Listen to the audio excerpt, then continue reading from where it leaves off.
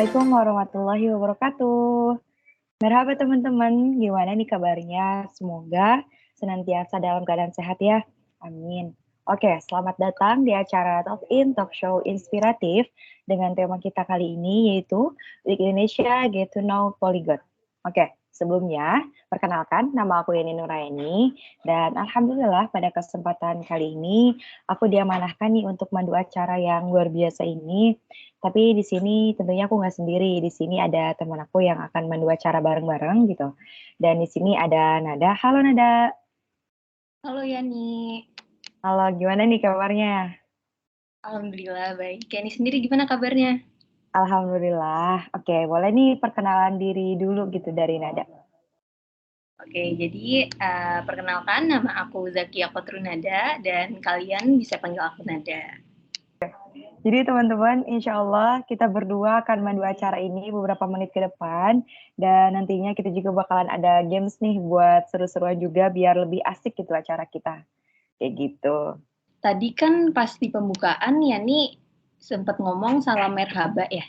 Nah, itu tuh Iya. dari mana sih? Itu merhaba tuh dari bahasa Turki sebenarnya ya, artinya itu halo gitu. Merhaba, halo. Walah, kirain itu tadi bahasa Arab. Berarti Yani sekarang lagi belajar ini bahasa Turki. Apa gimana? Gimana ya, nggak terlalu mendalami sih, cuma paling dari kan suka nonton film juga ya, film Turki, jadi dikit-dikit bisa belajar gitu dan kayaknya tertarik juga gitu untuk belajar, kayak gitu. Nah, kalau kamu kira-kira lagi belajar bahasa asing nggak sih? Kalau aku akhir-akhir ini lagi menyempurnakan lagi bahasa Inggris aku karena rasanya masih terlalu berantakan banget gitu kan. Terus kan kita juga nanti syarat kelulusannya kan harus ada yang ngambil TOEFL gitu. Jadi harus bener-bener ini banget nih bahasa Inggris aku. Terus selain itu, ya nih tahu nggak kalau ternyata rata-rata orang Indonesia itu trilingual loh. Iya kah?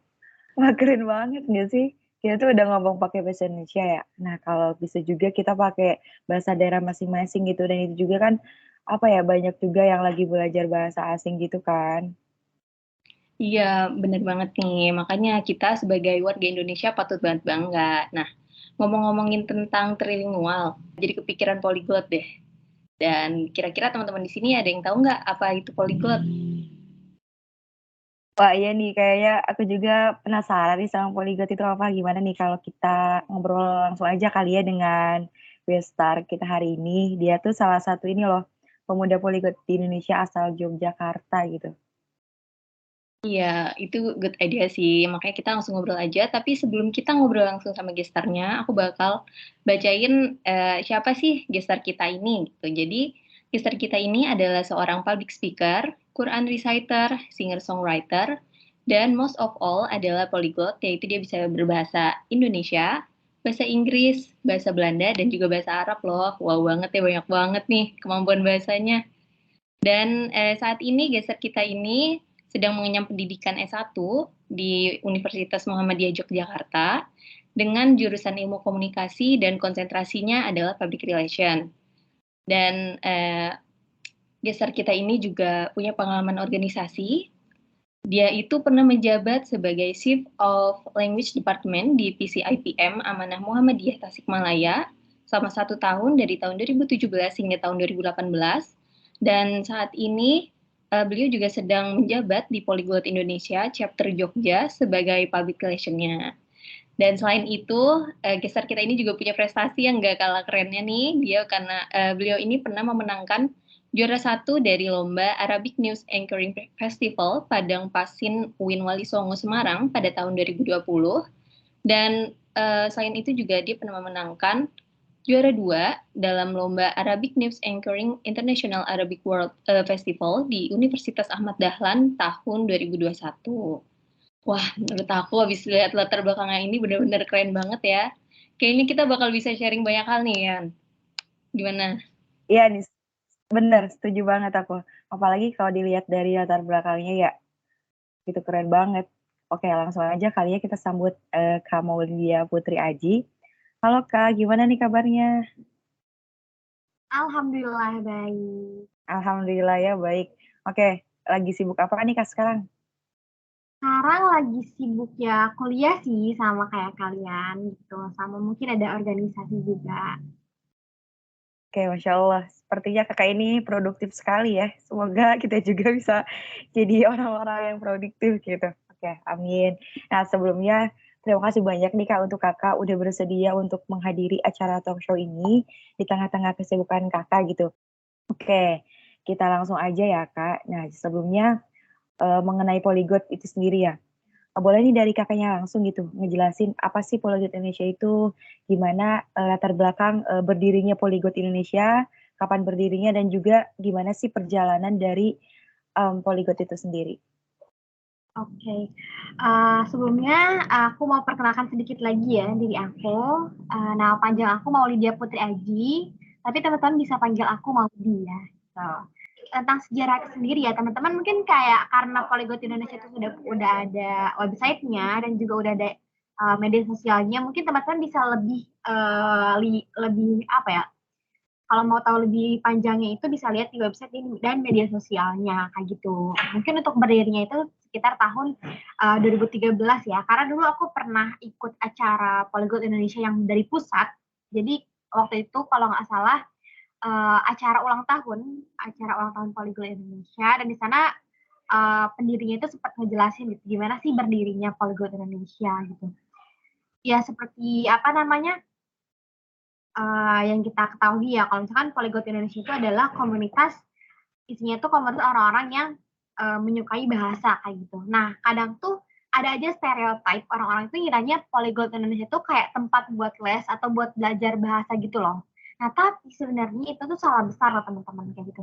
Sebenarnya itu Polyglot Indonesia itu isinya adalah orang-orang yang dia memang udah expert bahasa gitu. Mereka itu kayak minimal tuh dia udah nguasain bahasa asing selain bahasa Indonesia kayak gitu loh. Kayak gitu. Jadi di sana tuh bukan tempat kita, memang sih kita di sana kita belajar bahasa larang kayak gitu. Cuman bukan belajar bahasa yang apa ya seperti les bahasa gitu atau belajar kelas bahasa itu enggak. Tapi kita tuh di sana lebih ke discuss sebuah isu tapi menggunakan bahasa kita masing-masing yang kita bisa gitu loh. Misalkan nanti ada orang-orang yang suka bahasa Korea ngumpul, orang-orang yang suka bahasa Jepang ngumpul, orang-orang yang bisa bahasa Arab ngumpul. Nanti dikasih satu isu kayak gitu, misalkan isunya adalah apa ya, misalkan tentang terorisme, apa namanya, apa misalkan kayak gitu, nanti kita nggak bahas sendiri-sendiri sesuai bahasa masing-masing kayak gitu sih. Gitu kayak apa ya, kayak main program yang setiap chapter Polyglot Indonesia itu ada gitu loh, pasti ada yang kayak gitu. Jadi mereka tuh akan mendiskus sesuatu isu sesuai dengan table bahasa masing-masing kayak gitu sih. Dan intinya ya apa ya, berdirinya Polyglot Indonesia sampai sekarang yang punya ribuan, malah puluhan ribu orang yang sudah join di Polyglot Indonesia ini tuh, dan itu pastinya berdirinya itu nggak mudah ya teman-teman kan kayak gitu. Segala hal tuh pasti ada perjuangannya. Begitu juga dengan Polyglot Indonesia. Dari semua cerita yang pernah aku dengar, ada satu cerita yang benar-benar bikin aku kayak wow keren sih, kayak apa ya perjuangannya itu. Ketika itu pendirinya itu Kak Mira, ada salah satu namanya Kak Mira. Kak Mira itu cerita kalau misalkan waktu itu tuh di Jogja, ini cerita tentang Polyglot Indonesia chapter Jogja, karena waktu itu tuh Polyglot Indonesia tuh pusatnya masih di Yogyakarta, karena kalau sekarang di Jakarta ya, kalau dulu tuh masih di Jogja kayak gitu. Kebanyakan orang Polyglot Indonesia zaman dulu tuh berasal dari Jogja kan kayak gitu. Nah ketika itu lagi zamannya Gunung Merapi meletus. Nah, teman-teman bisa ngebayangin kan, kayak itu tuh abis bencana Gunung Merapi meletus, kayak kondisi Jogja itu masih nggak stabil, tetapi mereka itu tetap ngadain pertemuan meeting untuk Polyglot Indonesia buat discuss gitu loh. Kayak mereka tuh sampai apa ya, kayak melawan rasa dirinya tuh buat keluar gitu loh. Maksudnya kan karena itu kan lagi abis meletus Gunung Merapi kan, otomatis kan kalau keluar rumah kayak banyak angin, banyak debu, banyak abu, vulkanik kayak gitu. Dan mereka itu tetap ngadain discuss bersama Polyglot Indonesia gitu loh. Itu kayak wah keren banget gitu, saking karena mereka itu cinta banget sama bahasa, mereka pengen kumpul nih orang-orang sama bahasa.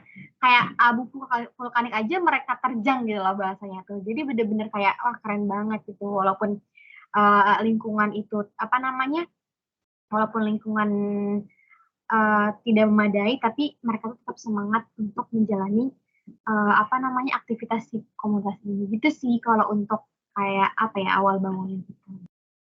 Oke, Masya Allah. Jadi emang udah lama juga ya untuk Polyglot Indonesia ini berdirinya dan kakak ikut juga pas kuliah gitu ya. Dan di sini juga apa ya, mudah-mudahan Polyglot itu bisa menjadi apa ya, peluang untuk orang-orang yang suka bahasa gitu kan, yang tertarik bahasa untuk belajar lebih lagi gitu di sini. Sehingga bisa banyak memberikan manfaat gitu untuk orang-orang sekitar juga. Kayak gitu. Oke, selanjutnya kira-kira apa aja sih program yang ada di Polyglot Indonesia itu sendiri? Oke, kalau program ya, jadi karena Polyglot Indonesia ini tuh kan ada 9 chapter ya, ada 9 kota gitu yang punya Polyglot Indonesia itu. Nah, jadi setiap chapternya itu, setiap kota itu dia punya program masing-masing kayak gitu. Mungkin di sini aku bakal jelasin program yang ada di Yogyakarta ya, karena kebetulan aku masuk komunitas Polyglot Indonesia yang chapter Jogja kayak gitu. Nah, kalau di chapter Jogja sendiri itu programnya dia ada kita ada belajar bahasa gitu. Jadi belajar di sini tuh nanti setiap kan ada banyak table ya, atau table itu di sini istilahnya itu adalah bahasa gitu. Jadi ada banyak table, ada table Jerman, table Arab, table Korea, table Mandarin, table bahasa Inggris dan masih banyak lagi. Nah, nanti setiap 1 bulan sekali itu kita nanti kayak ngajarin bahasa kita masing-masing gitu. Misalkan kayak bulan ini bagiannya bahasa Mandarin, nanti anak-anak Mandarin itu mempersiapkan kelas Mandarin basic gitu loh, kelas Mandarin basic buat kita semua belajar. Jadi kita tuh bisa saling tukeran bahasa kita gitu loh. Jadi kita bisa saling ngajarin bahasa yang kita udah bisa kan. Itu ada kelas kayak gitu. Ada juga pertemuan yang tadi aku bilang itu, kita discuss sebuah isu kayak gitu, misalkan tentang peperangan antara Israel dan Palestina misalkan kayak gitu ya. Nanti kita kayak ada pematerinya dulu di awal, dia ngejelasin kayak gimana isunya misalkan kayak gitu. Nah, nanti setelah ada pemaparan materi seperti itu, nanti kita dibagi kelompok gitu, dibagi kelompok sesuai dengan bahasa kita masing-masing, bahasa yang kita bisa gitu. Dan setelah dibentuk kelompok itu nanti kita ngediscuss apa yang tadi sudah disampaikan sama pemateri, tapi kita bahasanya pakai bahasa yang kita bisa. Yang table Jerman, berarti mereka ngobrolnya pakai bahasa Jerman. Yang table Korea dengan bahasa Korea, dan begitu juga table yang lain kayak gitu. Terus ada juga selain kayak berhubungan dengan bahasa-bahasa, itu nggak terlalu ini sih sebenarnya, kayak program itu nggak yang kayak rutinan terus pokoknya nggak yang kayak kalau kita di kampus ya, bukan yang kayak organisasi gitu, enggak sih, lebih ke fleksibel, kayak enggak yang sebulan sekali itu harus ada, enggak, kayak ya udah itu kayak fleksibel aja gitu kan, karena isinya juga kan bukan hanya mahasiswa, bukan hanya siswa, ada juga orang yang udah kerja kayak gitu kan, banyak lah pokoknya berbagai macam umur tuh ada di sana, bahkan anak SD pun ada loh. Kalau kalian tahu, di sana tuh anak SD pun ada kayak gitu. Di chapter Jogja itu ada 2 anak SD. Dia kalau nggak salah udah bisa bahasa Mandarin, sama satu lagi French atau apa ya, pokoknya keren banget deh kayak gitu. Ada kok anak-anak juga kayak gitu. Dan bukan tentang bahasa-bahasa aja, kita juga ada kayak program, ada program kayak kuis-kuis, atau kadang kita ngadain kayak challenge gitu. Terus kita juga ada hiburan gitu. Kadang kita suka bikin acara bareng-bareng buat rame-ramean, misalkan kayak karaokean, atau mungkin kita ketemuan makan bareng, atau mungkin kayak sebelum itu di bulan Ramadan kita juga ada bukber kayak gitu sih. Jadi lebih ke fleksibel sih, nggak ada yang kayak programnya harus bener-bener gimana perencanaan dan sebagainya, enggak, lebih ke spontan kayak gitu loh. Atau mungkin kayak cuma discuss kecil di grup. Paling kayak gitu sih kalau program-programnya. Karena tiap chapter itu punya program yang beda-beda, dan bisa online dan juga bisa offline gitu sih. Oke, jadi seru juga ya bisa belajar bahasa, bisa sharing bahasa juga gitu sama teman-teman yang lain, dan ternyata Polyglot ini tuh bukan hanya dari kalangan mahasiswa gitu, tapi ternyata dari berbagai kalangan. Bahkan ada anak SD juga tadi yang Masya Allah udah luar biasa banget ya belajar bahasanya gitu. Iya, aku juga mau ikutan nanya nih, Kak. Nah, kira-kira ada nih kegiatan ataupun program dari Polyglot Indonesia yang dilakukan dengan tujuan untuk mempromosikan bangsa kita ini Indonesia gitu. Kira-kira ada nggak gitu? Mungkin bisa di-sharing. Ada banget sih, ada banget. Karena kan kita itu Polyglot Indonesia itu selain kita fokus sama bahasa, kita juga fokus sama budaya kayak gitu. Kalau teman-teman bisa lihat di website itu ada kok penjelasan di sana. Kalau misalkan kita itu bukan hanya fokus kepada bahasa, tapi juga budaya. Karena di sana juga kita nggak selamanya ngomongin bahasa asing kayak gitu. Ada beberapa discuss kayak kemarin juga sempat kok di Polyglot Indonesia Chapter Jogja itu kita ngebahas tentang aksara Jawa kayak gitu. Kita juga ngebahas tentang kitab-kitab yang ada di Indonesia, kitab-kitab kuno. Intinya kayak kita juga belajar tentang budaya gitu loh, kayak gitu. Karena Polyglot Indonesia itu nggak hanya tentang bahasa, kayak gitu. Kita juga banyak discuss tentang budaya-budaya kayak gitu. Dan beberapa kali ada acara offline pun kita kayak berdress code gitu loh, ada berdress code. Ayo kita pakai dress code Jawa misalkan atau sesuai dengan budayanya masing-masing gitu. Itu ada sih. Karena memang Polyglot Indonesia itu memang fokusnya di bahasa dan juga di budaya. Jadi banyak banget sih. Pastinya tiap chapternya punya program yang berkaitan dengan budaya sih kayak gitu.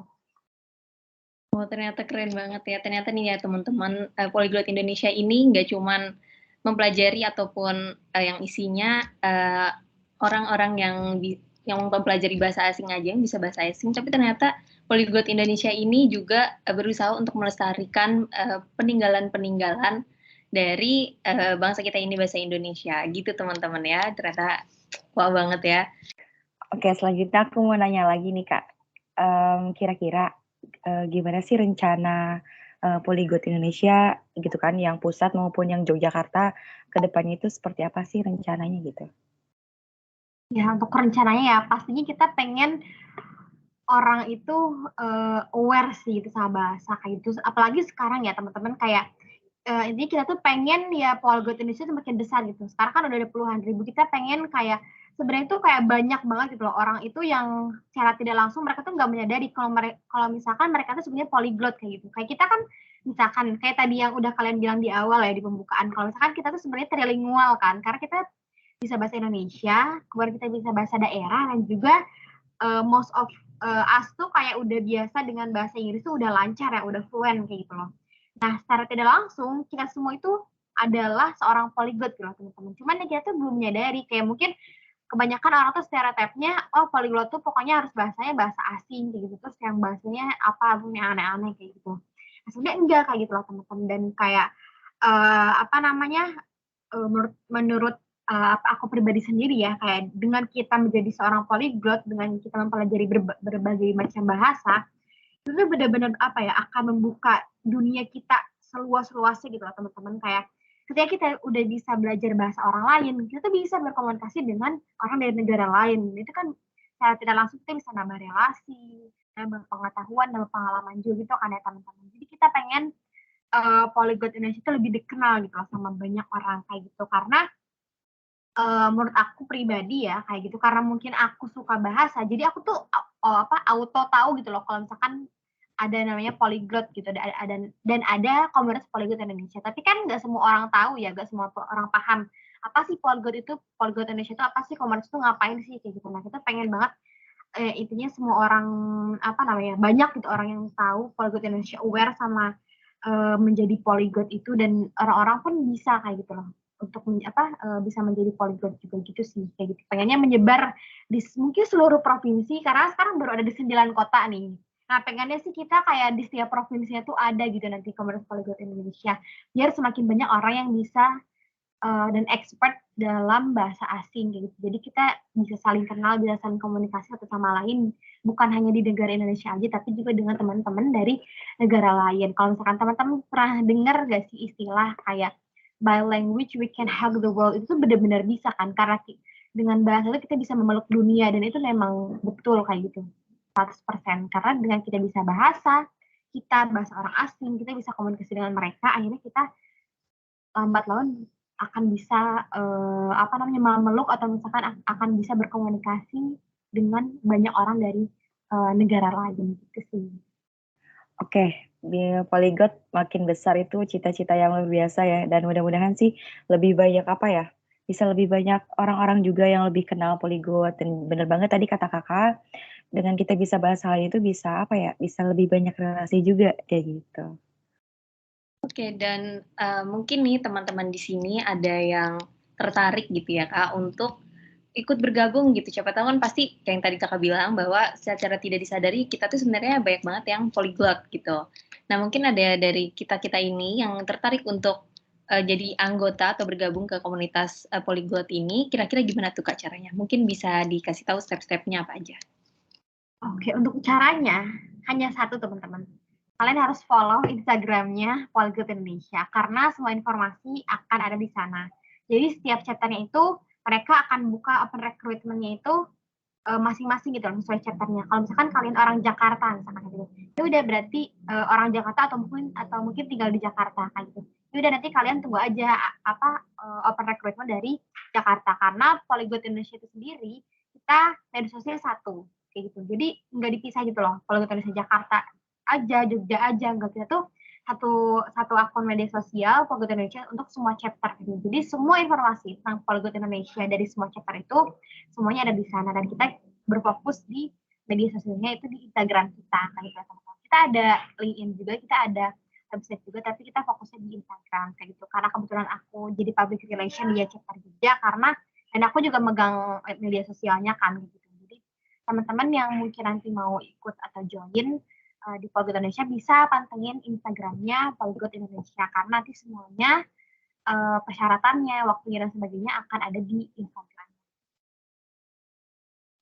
Oke, makasih Kak. Jadi buat teman-teman nih yang tertarik banget nih buat bergabung bersama Polyglot Indonesia, bersama kamu Lydia, bisa banget kalian kepoin Instagramnya Polyglot Indonesia. Jangan lupa ya.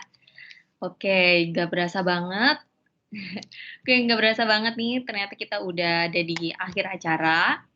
Dan ternyata seru banget ya, sampai gak berasa kayak gini. Dan banyak banget ilmu yang bisa kita ambil dari sesi talk show bersama kamu Mang Lydia ini.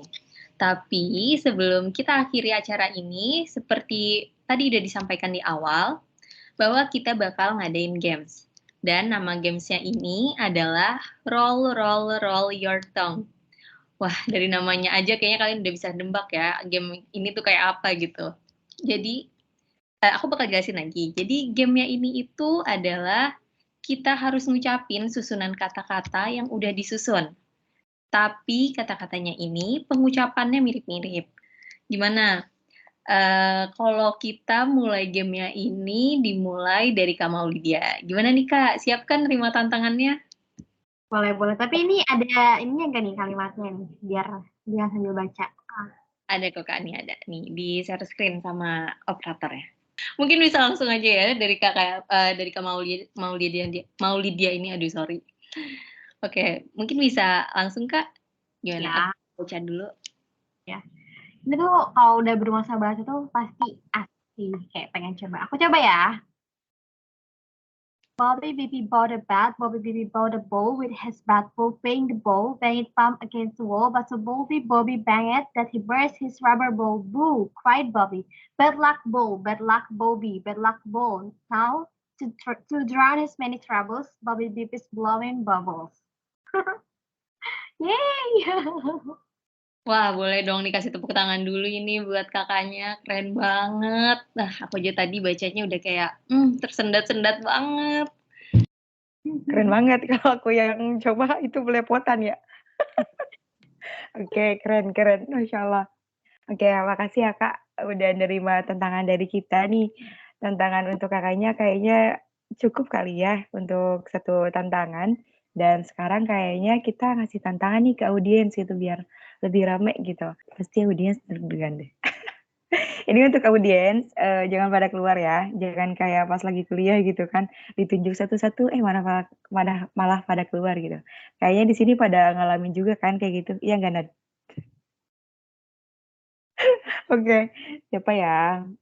Kayaknya kita pilih. Oke, Jessica. Ada nggak nih Jessica? Merhaba Jessica. Halo. Halo. Halo. Iya, ada orangnya di sini. Oke, gimana nih? Siap nggak untuk main games? Waduh, panjangnya ini. Siap Tapi dong, ya, bisa boleh dong. dicoba. Oke, boleh Oke, dihitung boleh. mundur? Boleh. 3, 2, 1. How much would How much wood could chuck woods would chuck if chuck woods would chuck cold and would chuck wood? If chuck woods would chuck cold and would chuck wood, how much would cold and would chuck woods would chuck? Chuck woods would chuck would chuck. He would as much as he could, and chuck as much wood as any woodchuck would if a woodchuck could and woodchuck would. Wow, cool.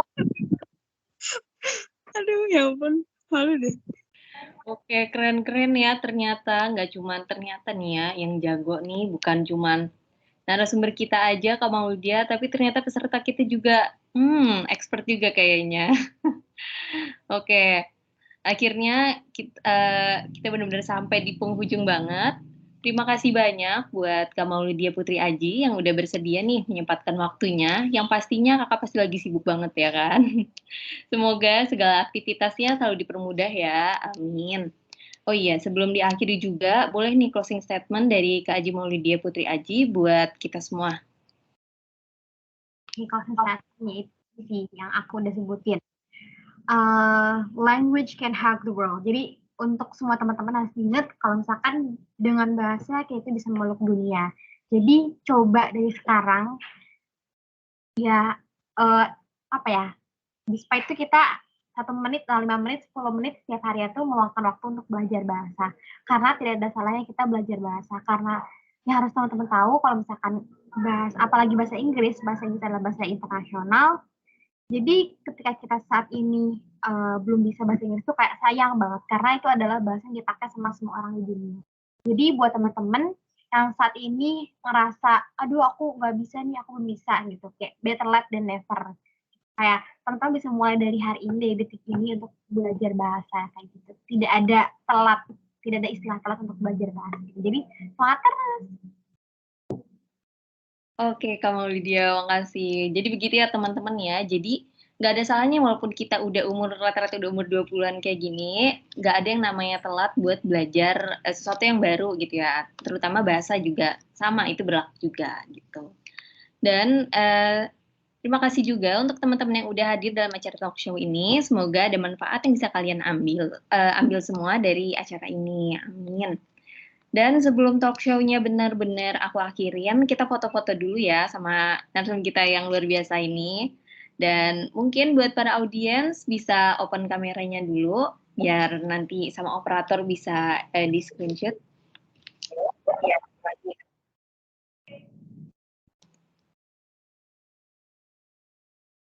Oke, ready semua ya?